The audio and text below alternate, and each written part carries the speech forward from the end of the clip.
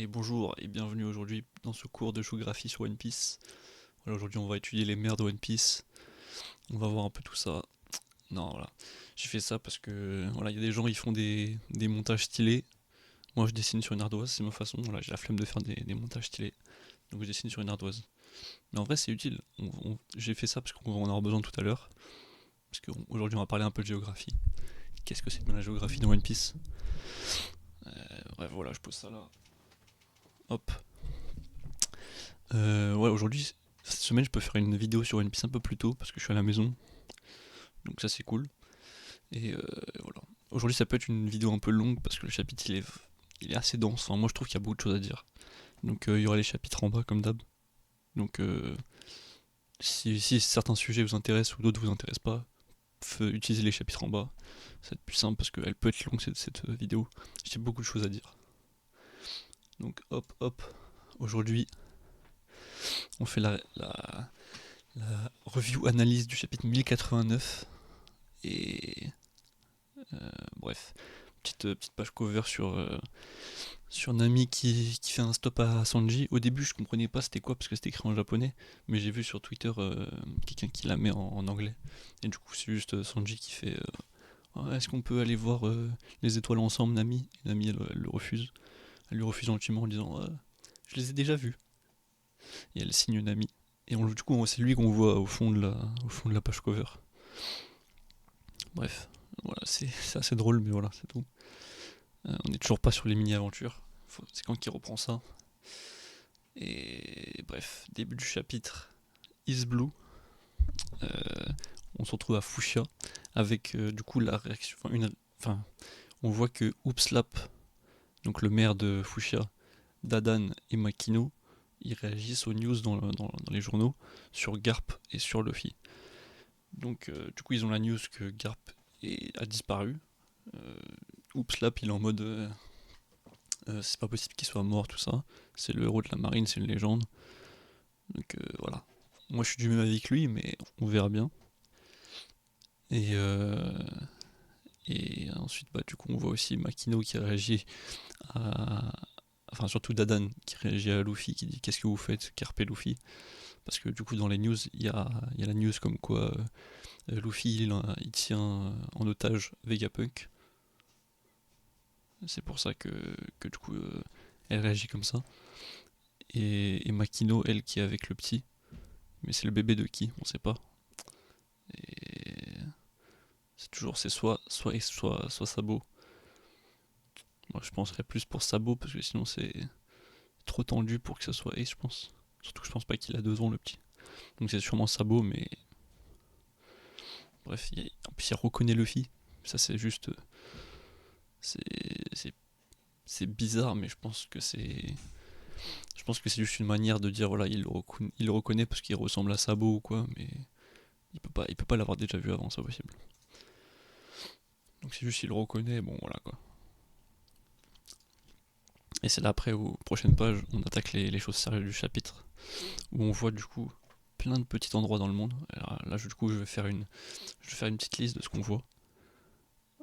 On voit plein de lieux du monde de One Piece qui, du coup, subissent les dégâts du séisme slash tsunami de, qu'il y a eu à Lulusia.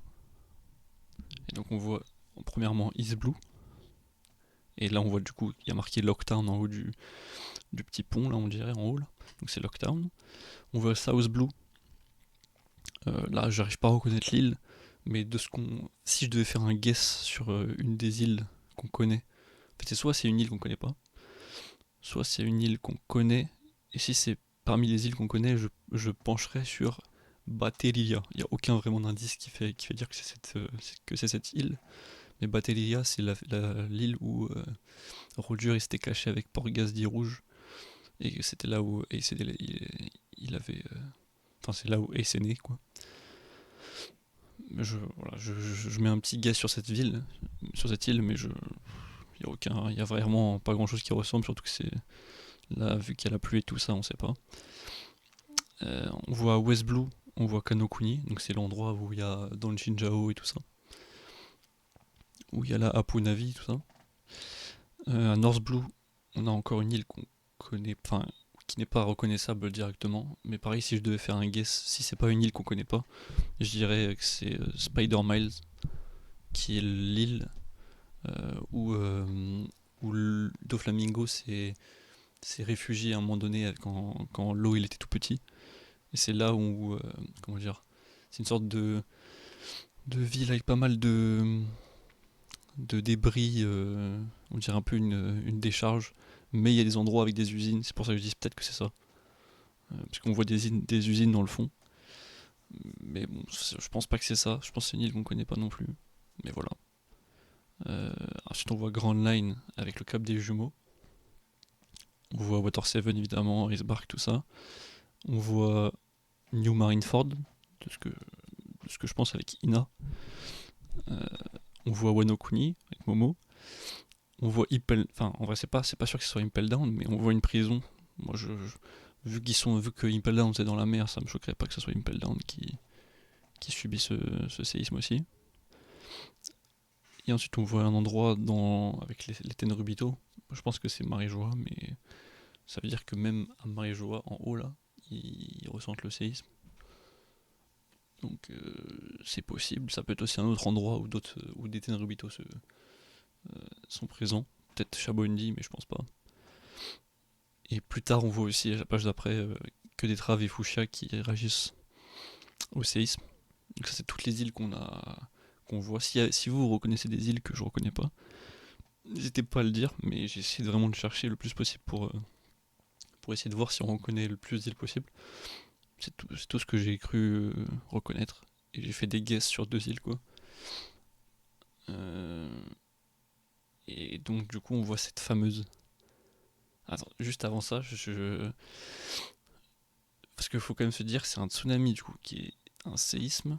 Enfin, un séisme qui a fait un tsunami, qui a du coup euh, eu lieu avec l'utilisation de Mother Flame sur Lulusia, qui du coup, on apprend ça dans ce chapitre, que ça a eu lieu il y a 6 jours.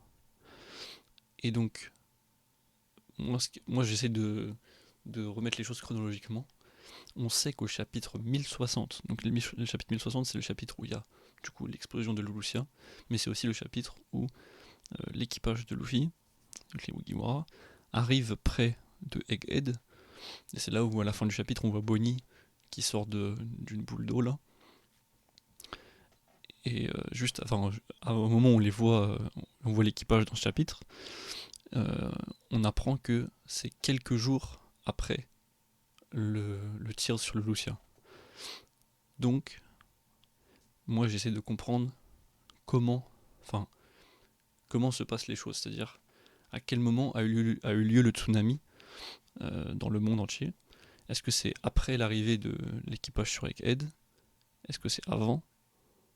On ne sait pas parce que au moment où on voit l'équipage arriver vers Egghead, dans le chapitre 1060, on voit qu'il y a une petite case qui dit risque de tsunami. Et à ce moment-là, moi justement, quand j'ai vu ça dans ce chapitre-là, j'étais en mode ça serait intéressant de voir justement le monde réagir au tsunami parce que à Marineford, on avait déjà eu ça.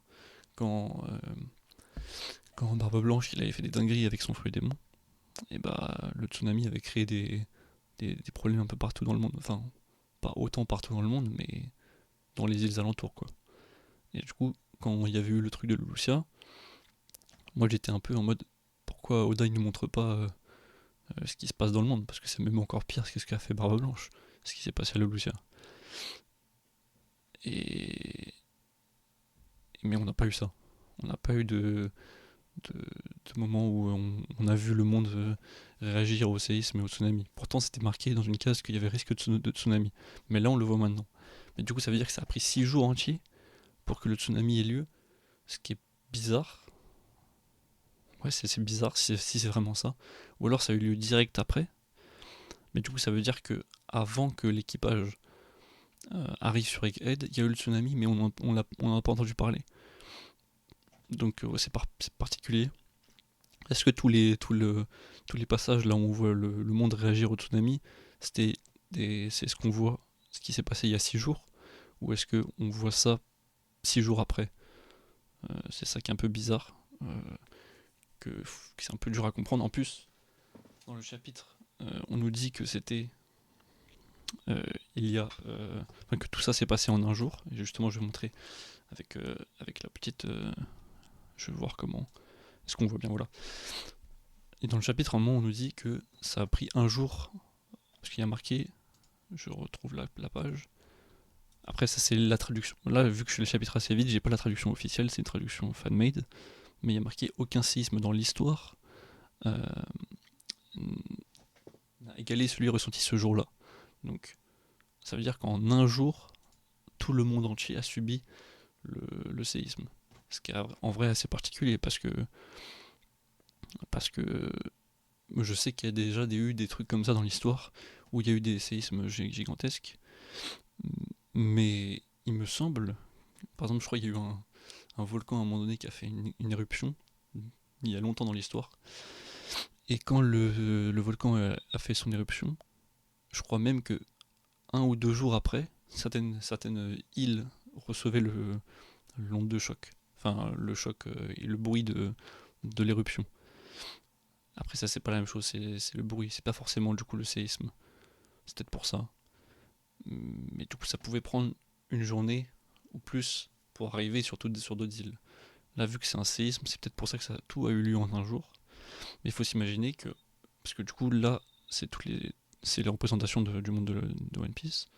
Donc East Blue, North Blue, tout ça. Là c'est Grand Line. Là du coup c'est Paradis. J'ai mis un P mais voilà. Ça c'est Paradis et ça c'est le Nouveau Monde. Ça c'est le Nouveau Monde. On sait que Lulucia elle est dans le Nouveau Monde. Donc imaginons elle est là genre. Ça veut dire que je fais une sorte de rond, on va dire comme ça. Ça veut dire que du coup le séisme qui a eu lieu, il a fait ça. Et il s'est propagé partout. Mais tout ça en une journée. Ce qui est assez fou. Et ça veut dire aussi qu'il a traversé Marijo, enfin il a traversé Red Line. Et qu'il a quand même, parce qu'on le voit dans le chapitre du coup, que East Blue et South Blue, ils ont subi le choc aussi. West Blue et North Blue aussi. Donc, et même que des traves qui est dans Paradis. Donc partout dans le monde, on le sait, l'éruption, enfin le séisme, a eu lieu. Donc, ça veut dire qu'il a traversé Red Line, tout ça en un jour, ce qui est beaucoup, mais en fait, ma question, c'est juste à quel moment, en fait. Essayer de retrouver ça chronologiquement, c'est compliqué. C'est pas super clair, vu qu'on apprend que ça, c'était il y a 6 jours que ça s'est passé. Euh, mais qu'apparemment, ça a pris un seul jour pour faire tout le tour du monde, et que l'équipage sont arrivés quelques jours après euh, le, la destruction de Lucia. C'est quelques jours après, ils sont arrivés vers Egghead. Donc à quel moment a eu lieu tous ces trucs-là? On ne sait pas. Parce que ça se trouve, ça a eu lieu pendant que l'équipage était sur Egghead et pendant qu'on était parti de Egghead. C'est à ce moment-là que ça a eu lieu. Est-ce que le truc qui s'est passé là avec le Lucia et le séisme, ça a eu lieu entre le moment où le chapitre d'avant, Garp, et ce chapitre-là? Est-ce que entre ces deux chapitres, il y a eu une phase où on a justement toutes ces situations? Ou est-ce qu'après le chapitre de 1088, on a juste une sorte de flashback qui nous montre ce qui s'est passé il y a quelques jours? C'est un peu compliqué à comprendre, mais j'essaye en tout cas, j'essaye de comprendre. Et si vous avez d'autres moyens pour essayer de me faire comprendre, je veux bien. Parce que voilà. En tout cas, moi, tout ça pour dire que je trouve que la géographie de One Piece, elle est fascinante. Parce que c'est incroyable, même si c'est complexe d'essayer de situer tout ça dans le temps.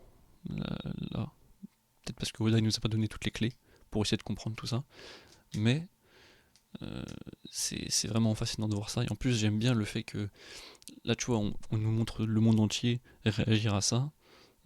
Bah, déjà, il y a que dans One Piece qu'on peut voir ça parce que le monde de One Piece est tellement gigantesque que tu peux nous montrer les quatre coins du monde, comme on l'a vu sur mon dessin. On a vu le monde entier réagir à ça. Donc ça c'est assez fascinant. Et j'aime bien le fait qu'il rajoute ce petit côté qu'il y a eu une élévation du niveau de la mer d'1 mètre. Et donc du coup, ça montre bien l'impact euh, sur le monde au niveau physique. Parce que déjà un séisme, un tsunami, c'est violent. Mais ça a créé une élévation de la mer d'1 mètre environ. C'est vraiment big, big, big. Et par exemple, bah, du coup, on le voit dans le chapitre, mais avec les traves, ils ont plus la plage. La plage où Sanji il courait là, pour échapper au travestis, bah, elle est plus là. Enfin, de ce qu'on voit. Et ouais, voilà. Est-ce que c'est indéfiniment que, qu'il y aura 1 mètre partout dans le monde qui est rajouté? Ça serait dingue. Mais bref, tout ça c'était de la petite aparté sur la géographie. Mais maintenant, il est temps de passer sur côté histoire. Qu'est-ce que ça veut dire tout ça? Parce que je pense que tout le monde a dû. Enfin, peut-être pas tout le monde. Peut-être pas tout le monde a pensé à ça, mais je pense que la plupart des gens l'ont vu. C'est ce trou, c'est le même que Ignace Lobby, bordel. C'est le même. C'est la même chose. Donc ça veut dire, pour moi, ça veut dire plusieurs choses. Plusieurs choses sont possibles. Moi, le premier truc qui m'est venu à l'esprit, c'est à l'endroit où il y avait ce trou, avant, il y avait God Valley. Et que du coup, ils ont utilisé. Parce qu'on sait que God Valley, ça a disparu. On sait pas comment ça a disparu, mais on sait que ça a disparu. Soit ça a disparu des cartes, dans le sens où ils ont essayé de cacher l'île du monde, et puis voilà, elle a disparu. Soit elle a vraiment disparu, l'île. En tout cas, personne n'en a parlé depuis. Enfin, on a personne qui a dit regardez, j'ai trouvé God Valley, personne dans le monde n'a fait ça. Donc, je pencherais plus vraiment sur l'île, elle a disparu. Mais on sait pas beaucoup de moyens de faire disparaître une île dans One Piece. Et justement, une des façons de faire disparaître une île, on l'a appris avec le chapitre 1060, c'est de l'exterminer comme ils ont fait pour Lulusia. Euh, Maintenant qu'on voit que ce que ça a fait, ce trou, ça a fait la même chose qu'Agnès Lobby, bah on peut se dire qu'à cet endroit-là, il y avait aussi une île qui a été éradiquée. C'est logique. Maintenant, c'était quoi cette île? Bah, God Valley, vu qu'on sait qu'elle a disparu, c'est possible que ce soit ça. Mais juste après, je me suis dit, oui, peut-être que c'est God Valley, mais comme on sait que God Valley, ça a eu lieu il y a 38 ans, il me semble. Il me semble que God Valley, c'était il y a 38 ans. Donc si God Valley, ça a disparu il y a 38 ans, et que là, dans ce chapitre, on nous dit que c'est dans la première fois dans l'histoire que qu'un tsunami comme ça a eu lieu et, a, et, et a été aussi puissant, machin, c'est bizarre. Parce que ça veut dire que. Parce qu'il y a des gens, il y a 38 ans, ils étaient encore vivants. Enfin, ils sont encore vivants, les gens de il y a 38 ans maintenant. Il y en a qui sont vieux, ils ont plus de 38 ans. Donc, ça veut dire qu'ils ont vécu les deux séismes. Et du coup, ils peuvent dire non, moi j'ai vécu ça il y a 38 ans, on a vécu la même chose. Donc, je ne pense pas que c'est God Valley pour ces raisons. Par contre, euh, moi du coup, je vois une autre solution, c'est que il y a 800 ans, enfin dans le siècle oublié quoi, avant même plutôt, il y a plus de 800 ans, il y avait une île qui a été éradiquée à ce moment-là par une arme antique. Parce qu'il y a toujours ce truc avec Mother Flame. Qu'est-ce que c'est exactement? Genre, on sait que c'est Vegapunk qui l'a créé. Dans ce chapitre, peut-être qu'on nous fait dire que. On apprend plus tard aussi dans la fin du chapitre que peut-être que c'est York qui a créé Mother Flame. Enfin, c'est elle qui l'a fait pour le gouvernement, peut-être. Parce qu'apparemment, elle est peut-être capable de le reproduire. Mais qu'est-ce que c'est exactement? Et à quel moment. Enfin, à quel. Comment dire? Pourquoi ça a été donné au gouvernement si c'est pas York qui l'a fait pour eux? Et comment il a fait pour créer un truc aussi vénère, quoi. Et en plus, Dragon on en a parlé dans les chapitres derniers, et il a dit que c'était possible, que c'est un lien avec les armes antiques. Ce qui était de base, c'était ça, là, ce que tout le monde pensait, c'était que ce qui avait détruit le Lucia, c'était une arme antique. On a appris que c'est Vegapunk qui a créé cette arme-là. Mais Vegapunk il fait pas des trucs comme ça normalement, il a pas envie de créer des trucs qui détruisent des îles, il crée pas des armes antiques normalement Vegapunk. Donc qu'est-ce que c'est que ce bordel? Donc il y a de fortes chances qu'une arme antique était capable de faire ça aussi il y a 800 ans. Donc moi, du coup, pour moi l'option la plus probable c'est que dans le siècle oublié, il y a eu l'utilisation de cette arme a été faite et a détruit une île entière. Ça a fait ce trou énorme. Peut-être c'était sûrement une île très importante, hein, je pense. Peut-être que ça se trouve c'était l'île du royaume, enfin dans l'ancien royaume qui était en avance sur le temps, etc. Ça se trouve c'était là-bas, on sait pas, hein. Mais il y avait sûrement une île très importante qui a été éradiquée, et le gouvernement s'est installé ici pour faire pour mettre leur base. Enfin, c'est pas vraiment leur base, si c'est un peu une base, mais c'est normalement Ignace Lobby, c'est le, le dernier passage avant la porte de la justice, avant que tu rentres dans le triangle des portes de la justice là. C'est le dernier passage où c'est là où tu te fais juger normalement. Et après tu vas à Impel Down, etc. Euh, donc c'est pour ça qu'ils ont sûrement installé leur base là-bas, quoi. Enfin, une de leurs bases là-bas, qui est Ignace Lobby, pour rester là où c'est eux qui ont fait ce trou, et ils se sont installés ici, quoi. Par contre, il y a un truc qui est différent avec Ignace Lobby, c'est qu'Ignace Lobby, c'est une île où le jour ne tombe jamais. Euh, c'est comme ça qu'elle a été présentée quand on l'a vue. C'est l'île où le jour ne tombe jamais. Enfin, plutôt il fait toujours jour, quoi. Il y a pas de nuit. Là, par contre, dans ce chapitre, il pleut. Parce que ce qu'on voit aussi avec Ignace Lobby, c'est que, oui, non seulement il fait toujours jour, mais il n'y a pas de pluie, il n'y a pas de nuages au-dessus de Ignace Lobby, il me semble. Ou en tout cas, c'est vraiment le soleil, quoi. Alors que là, il y a des nuages, il pleut, il fait sombre. Donc je pense pas que c'est. Il y a un truc qui est différent avec Ignace Lobby quand même. Qu'on ne sait pas. Et peut-être que. Je sais pas, il y a eu une autre arme. Ou alors c'est peut-être que l'arme antique qui a fait ce trou à Ignace Lobby est tellement puissante qu'en plus de ça, elle a fait en sorte qu'il y a le soleil constamment à cet endroit-là. Et vu que c'est Vegapunk qui a créé Mother Flame, il l'a pas reproduite euh, euh, avec la même force. Et donc du coup, ça a fait un trou, mais ça a pas fait le jour absolu sur cet endroit. Peut-être que c'est ça. Peut-être que Agnès Lobby, avant, ils ont fait Armantique, plus un autre truc qui a fait que c'est devenu le jour constamment. Je sais pas.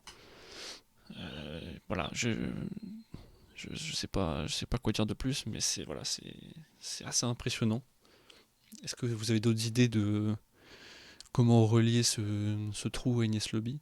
En tout cas, moi, ça me fait pas mal penser à un truc qui avait eu une théorie qui a fait beaucoup parler d'elle à un moment donné, il y a quelques années, 1 an ou 2 ans, je sais plus, où il y avait la fameuse théorie comme quoi Laugh-Tale se trouvait dans Lobby, enfin, dans le trou d'Agnès Lobby, euh, qui pour moi enfin, c'est un peu tiré par les cheveux la théorie, mais par contre, la théorie se basait sur quelque chose d'assez intéressant, c'était que il y a quand même un trou dans l'océan. Euh, à Ines Lobby, c'est quand même une dinguerie. On sait que Oda, il aime bien faire des dingueries, mais quand même, un trou dans l'océan, ça fait des conséquences, tu vois, dans, dans ta géographie, quoi. Donc, c'est sûrement, enfin, maintenant on l'apprend encore plus maintenant, c'est que c'est pas anodin qu'il a fait un trou à cet endroit-là. Ça a des raisons, enfin, c'est corrélé à ce qu'on voit maintenant et à ce qui s'est passé il y a sûrement 800, 900 ans, quoi. Donc voilà, bref. Page d'après, on est de retour. Enfin non, pas page d'après, mais page d'après, on voit encore Fushia et que des traves réagir au tsunami, etc. Mais ensuite, page d'après, on est de retour à Egghead, pour de bon cette fois-ci. Et on voit du coup les fameuses forces de la marine qui sont présentes à Egghead. Ça y est, ils sont tous arrivés. Parce qu'on avait déjà vu Kizaru et Jay Garcia arriver, enfin être en route, mais là c'est bon, ils sont en face. Enfin, on l'avait déjà vu dans le chapitre d'avant, à la dernière page, mais là on nous les présente bien. Ils sont en face de Egghead, et comme on le savait, il y a 100 navires. Donc moi je tiens à rappeler, euh, parce que là en fait ce qu'on voit là, c'est pour. Je vais expliquer pour que ça soit factuellement, pour qu'on le comprenne factuellement. C'est à peu près un Buster Call x10 environ, parce que c'est pas vraiment ça, mais c'est un peu ça. En termes de navires, on est dans un Buster Call normal, c'est 10 navires. Là, on est à. Enfin, 10 navires de guerre. Là, on est à 20 navires de guerre, mais il y a 80 navires qui sont pas de guerre, mais qui sont plus ou moins imposants. Enfin, qui sont moins imposants que les navires de guerre, mais qui varient. On a 80 autres navires qui sont plus ou moins grands. Il y a 20 navires de guerre, donc c'est déjà le double par rapport à un Buster Call. donc c'est déjà vénère, donc le double de navires de guerre. 80 autres navires, donc ça fait beaucoup. 30 000 marines, bon ça c'est un chiffre qu'on nous donne, mais on nous avait jamais donné le nombre de marines qu'il y avait dans un Buster Call classique. Donc ça c'est juste un chiffre qu'on apprend en plus. Par contre, on nous montre les vice-amiraux. Dans un Buster Call normal, il y en a 5. Là, il y en a 9, donc c'est presque le double aussi. Et en plus, il y a un amiral. Parce que dans un Buster Call classique, il n'y a pas d'amiral. À Ohara, il n'y avait pas d'amiral. À Ines Lobby, il y avait un amiral. C'est parce que c'était exceptionnel. C'est parce que Aokiji était déjà là sur place, parce qu'il était pas loin, quoi. Mais normalement, il n'y a pas d'amiral qui convie un Buster Call. C'est pas nécessaire. Donc ça fait beaucoup. D'ailleurs, un amiral qui bouffe, hein, on le voit. Parce qu'il y a beaucoup de personnages qui bouffent dans ce chapitre, tout le monde bouffe. Bref, je reviens sur les amiraux, enfin sur les vice-amiraux qui sont présents. Parce qu'il y en a qu'on connaît, d'autres qu'on connaît pas, d'autres qu'on a déjà vus mais qu'on connaît pas vraiment le nom. On a Doberman, le mec avec les cicatrices là. Lui, on le connaît bien, parce qu'il était déjà présent à Agnès Lobby pour le Buster Call. Donc lui, il s'en habitue, hein. Il savait 2 fois qu'il fait un Buster Call là, les 2 d'affilée là, il les fait boum boum. Voilà, il y a Doll, parce que j'imagine qu'elle était pas loin, du coup ils l'ont ramenée, qu'on avait déjà vu il y a pas longtemps. Il y a 3 vice-amiraux qu'on avait déjà vus au chapitre 1078. Le chapitre 1078, c'est le dernier chapitre de Egghead. Ouais, c'est plus ou moins le dernier chapitre qu'on avait déjà vu, qu'on avait de Egghead, enfin sur l'île, on va dire. Avant qu'on cut sur tous les événements avec Garp, avec Sabo, etc. Et bah, c'était le dernier vrai chapitre qui était full concentré sur Egghead, parce que le 1079 aussi, il parle un peu de Egghead, mais c'est juste le début. Après, c'est terminé. Donc à ce moment-là, on les avait déjà vus leur tête. Donc c'est les 3. Donc c'est le mec avec son quadruple menton là, ou 5 quintuple menton, je sais pas là. Mais il y a lui là. Il y a le mec avec ses lunettes et son rouge à lèvres là. Et ses cheveux blonds là, on imagine.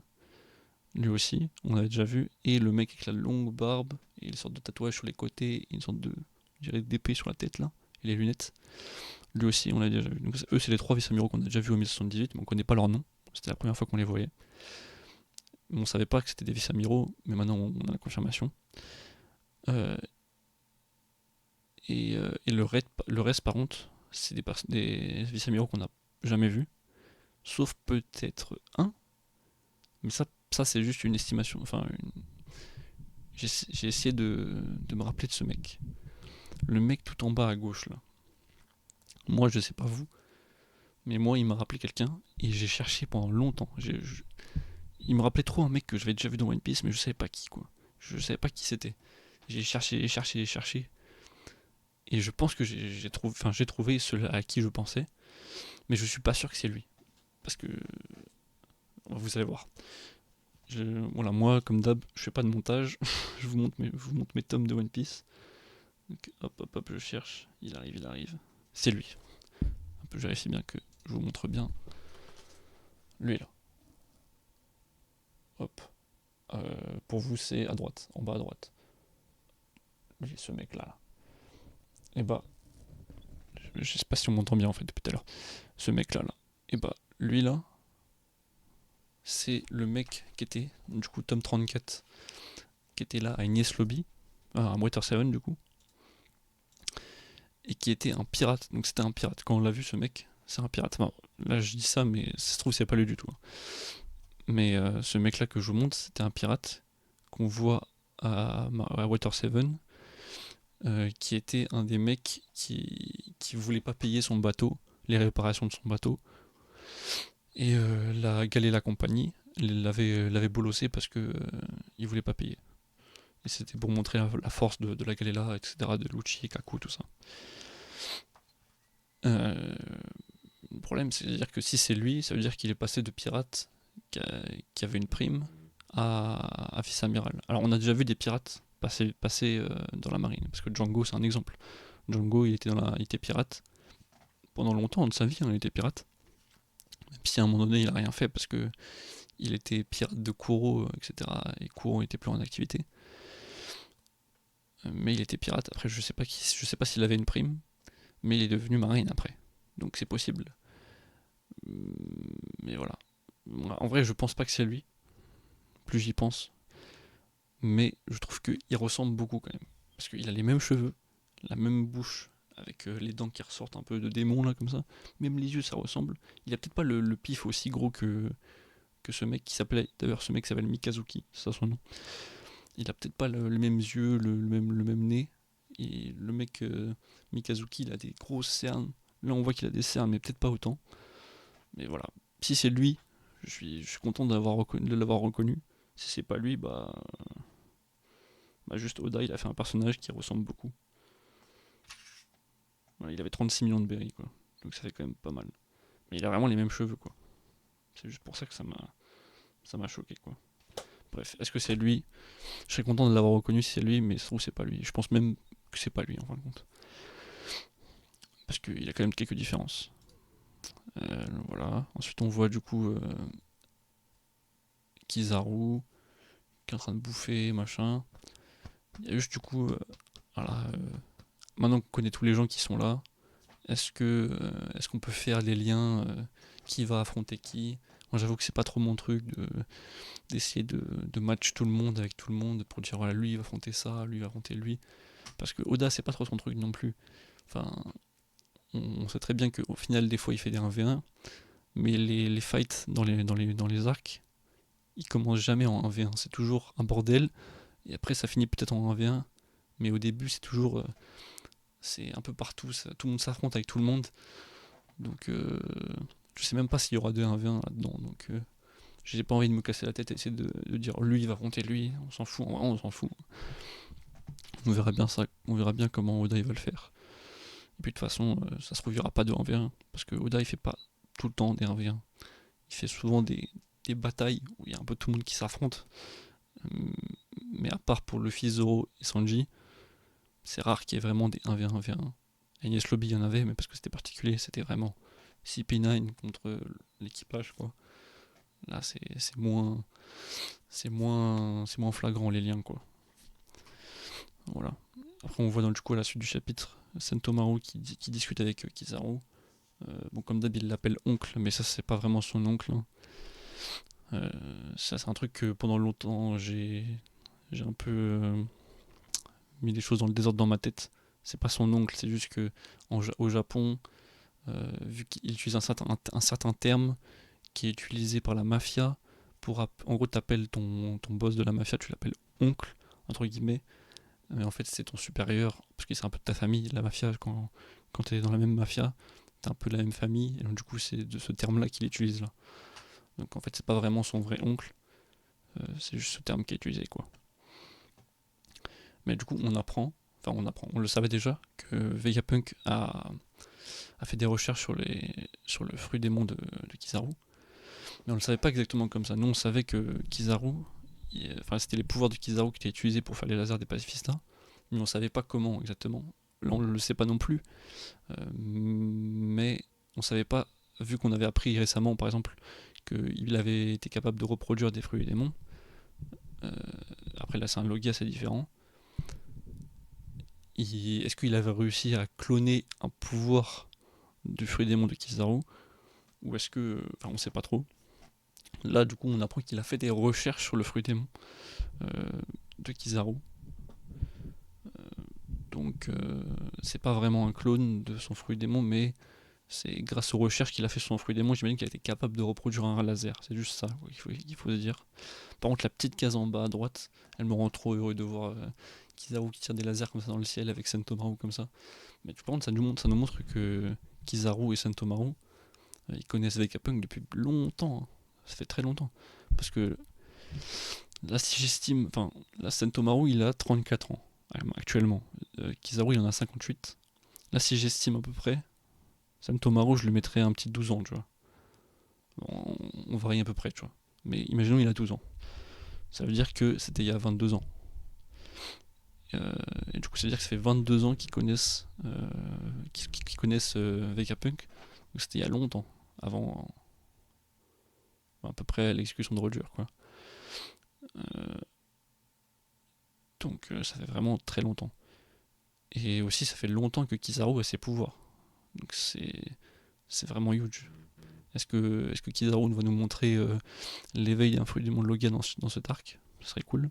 Parce que là, c'est vraiment longtemps qu'il connaît son fruit démon. Donc il doit vraiment bien le maîtriser. Bref, c'est cool de voir ça. Mais on voit aussi un peu plus Kizaru discuter, parce que c'est rare qu'on voit Kizaru dire un peu ce qu'il pense, etc. Mais en fin de compte, on est à peu près sur ce qu'on avait compris du perso. C'est-à-dire que c'est un mec qui est fainéant, il écoute ce qu'on lui dit, quoi. Il fait pas de chichi, voilà, il s'en fout un peu de ce qu'on lui demande. Il fait ce qu'on lui demande, quoi. Mais il s'en fout un peu de ce qu'on lui dit de faire. Même si c'est pas vrai, forcément, je pense pas vraiment que c'est ce qu'il a envie de faire. Mais voilà, il est en mode je suis dans quelque chose plus gros que moi, donc voilà, je fais ce qu'on me demande de faire. Et voilà, quoi, il y a une grande entité qui est le gouvernement. C'est pas moi qui va changer les choses, c'est comme ça qu'il voit les choses, en tout cas avec Kizaru. Et il est en mode, bah si on me dit de faire ça, bah je vais faire ça. Moi je suis amiral, j'ai mon poste tranquille, et voilà, je suis un petit fainéant. C'est comme ça que je vois le perso.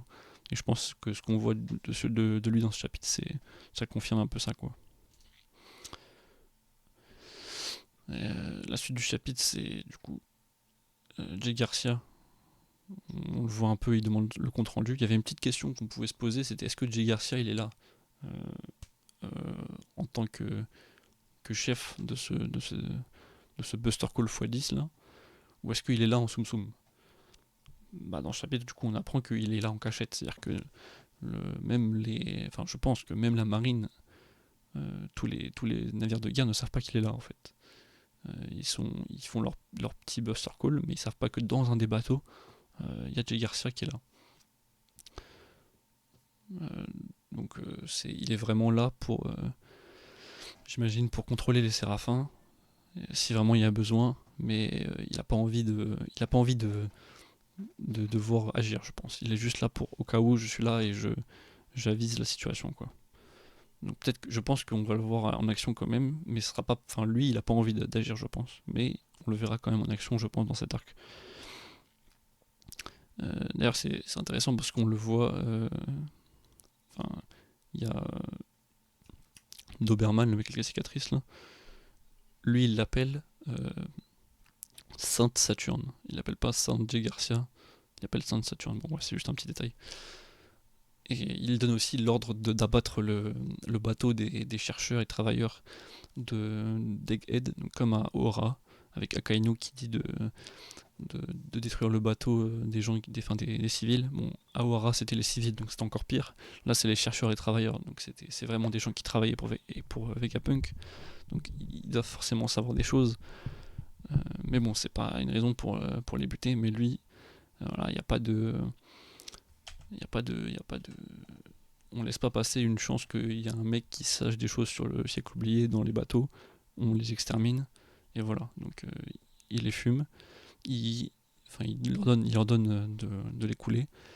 Et voilà. Et du coup, Doberman lui fait son petit compte rendu sur la situation sur Egghead. Et il lui parle un peu vite fait de Bonnet et de Bonnie. Et c'est là où il y a un petit truc que Jay Garcia dit à Doberman, il lui dit vu que c'est une petite fille, on peut la laisser tranquille. Est-ce qu'il dit ça de façon de parler en mode c'est une petite fille parce que lui il est vieux et du coup c'est une petite fille, ou est-ce qu'il dit c'est une petite fille parce que c'est vraiment une petite fille, parce qu'on sait qu'elle peut changer son âge, Bonnie? Mais moi ça me choquerait un peu, je pense pas. Je pense que la forme de base qu'on voit de Bonnie, c'est vraiment la forme de base qu'on voit d'elle, même si on l'a déjà vue en petite, en plus âgée, etc. Je pense pas qu'elle est vraiment petite, parce qu'en plus on a déjà vu dans les flashbacks de Kuma en enfant, à moins qu'il y ait un délire comme quoi, je sais pas, les flashbacks de Kuma qu'on voit, c'était pas la même Bonnie, c'est peut-être une clone ou je sais pas quoi, mais moi je pense que c'est une façon de parler qui dit ça. Mais en tout cas, il dit qu'ils ont plus besoin d'elle, parce qu'on savait ils avaient déjà mis la main sur Bonnie avant, parce que pareil, après Marineford, c'était Akainu qui est venu en personne chercher Bonnie des mains de Barbe Noire. Et donc j'imagine qu'à ce moment-là, ils ont fait ce qu'ils avaient à faire avec Bonnie. Est-ce qu'ils ont copié son fruit démon? Est-ce qu'ils ont fait quelque chose avec son fruit démon? Est-ce qu'ils ont fait quelque chose avec elle? On sait pas trop. mais ils ont plus besoin d'elle apparemment. Moi je mise sur ils ont copié son fruit du démon, mais je sais pas, je suis pas sûr quoi. Et après pourquoi ils l'ont pas tué aussi, parce que s'ils l'ont capturé, pourquoi il la bute pas après. Bref, on sait pas trop. Et donc après on a le fameux le petit appel de York qui est présenté un peu de façon pour mettre le doute. Voilà, est-ce que, enfin, il met un doute sur la situation. Est-ce que c'est York qui a réussi à, à sortir vainqueur de tout ce qui s'est passé sur Egghead, ou est-ce que c'est l'équipage? Bon, évidemment, on se doutait tous que c'était l'équipage, mais j'ai bien aimé la façon dont c'était montré. On apprend dans cette discussion que c'était apparemment ça fait une nuit depuis les derniers chapitres de Egghead qu'on avait. Il y a une nuit qui se sont passés. Et, c'est là où aussi, comme je disais tout à l'heure, peut-être que c'est York qui est à l'origine de Mother Flame parce qu'elle fait un marché avec, avec le Gorosei, où en gros elle leur dit voilà, je vous fais, je vais pouvoir être capable de refaire Mother Flame pour eux, pour vous. Parce qu'apparemment Mother Flame serait peut-être à une seule utilisation. Bon. Du coup, elle serait capable de refaire Mother Flame pour eux. Et du coup, elle pourrait être Tenryubito, Dragon Céleste, après, etc. Bon, moi personnellement, je pense que ce qu'on dit le Gorosei à ce moment-là, ils se foutent de sa gueule, hein, ils vont jamais faire ça pour elle. Mais en tout cas, c'est ce qu'ils lui disent. Après, le Gorosei, ils sont un peu cons de penser qu'elle a réussi à les entuber alors qu'il y a Luffy sur l'île. Mais bon, voilà, du coup, après la dernière page, on voit l'équipage qui est là, et c'est eux qui sont en train de torturer, on va dire, de torturer York, et lui faire dire ce qu'elle est en train de dire au Gorosei. Donc du coup, ils récupèrent des informations avec Mother Flame et tout ça. Ça, c'est intéressant. On voit tout le monde, du coup, ça fait plaisir de revoir tout le monde. On voit tout le monde qui chill un peu. Et c'est là où je disais que tout le monde bouffe dans ce chapitre, c'est que il y a Bonnie, il y a Luffy, il y a Franky, il y a même Jinbei qui mange. Il y a Usopp qui fait son petit. Il est un peu en mode interrogatoire avec son escargophone, en mode c'est lui qui gère tout le plan. Un peu en mode chef de déroulement du plan, quoi. Il y a Vegapunk avec son chat, son petit sac là, qui est prêt déjà à se casser. Il y a Lucci au plein milieu qui là, il se demande, main dans les poches, il se demande ce qu'il fout là. Même si je pense que il apprécie un peu, ce qui se passe. Je pense qu'il est content de faire partie de tout ce truc de ce côté-là. Mais après, bon, on va voir ce qu'il va faire dans la suite, Lucci. Est-ce qu'il va retourner avec le gouvernement, même si maintenant qu'il les a trahis, est-ce que vraiment il aura le droit, est-ce qu'il sera accepté? Je sais même pas si lui il a envie de retourner, on verra. En tout cas, c'est particulier ce qui se passe avec Lucci, on va voir à la suite. Par contre, il y a juste un personnage qui apparaît pas dans cette page, enfin qui est important, parce qu'il y a évidemment tous les satellites qui sont pas sur la page, mais de l'équipage on voit tout le monde sauf Robin. Donc pourquoi elle est pas là? Vu que tout le monde a l'air d'être serein, je pense pas qu'il y ait un problème avec Robin, mais la dernière fois qu'on a vu Robin, euh, c'était parce que c'était elle qui était censée aller voir York. Justement au chapitre 1078, qui était le dernier chapitre de Egghead, on savait que York, elle était avec Vegapunk, qu'elle voulait le tuer, mais on savait que Robin, avec Atlas, je crois, et je crois qu'il y avait non, il y avait Chopper, mais je suis pas sûr. En tout cas, il y avait Atlas et Robin, ça je suis sûr, qui allaient à l'endroit où York et Vegapunk étaient, dans le petit sous-sol là. Ils se dirigeaient vers là-bas et on s'était arrêté sur ça. C'était la dernière fois qu'on a vu Robin, donc c'est sûrement Robin qui a dû arrêter York et qui a dû sauver Vegapunk, un truc comme ça. Mais on l'a pas vu. Peut-être qu'elle a été blessée, c'est peut-être pour ça qu'elle est pas là, je sais pas. Peut-être qu'elle prépare des petits trucs en attendant. Mais je pense pas que c'est quelque chose de grave. Mais c'est intéressant de savoir qu'elle est pas là. Et voilà. Ensuite, bah, quelle est la suite de tout ça? Je pense que. Je pense que ouais, ça va être peut-être des combats. On va falloir. Je pense que ça va plus être un délire de on va essayer de s'échapper. Mais ça va pas forcément être des combats de partout. Mais je suis pressé de voir la suite. Voilà. Voilà, c'était mon analyse, réaction, enfin analyse review du chapitre. Je crois pas que j'ai autre chose à dire. N'oubliez pas de like, petit commentaire si vous avez des choses à dire, parce qu'il y a beaucoup de choses à dire sur le chapitre. Et je pense que j'ai fait une vidéo longue, mais j'espère que les chapitres en bas là, pour savoir où est-ce que vous voulez aller voir enfin quel sujet vous voulez voir dans la vidéo, vous a été utile. Bref, ciao pour le prochain chapitre. semaine prochaine.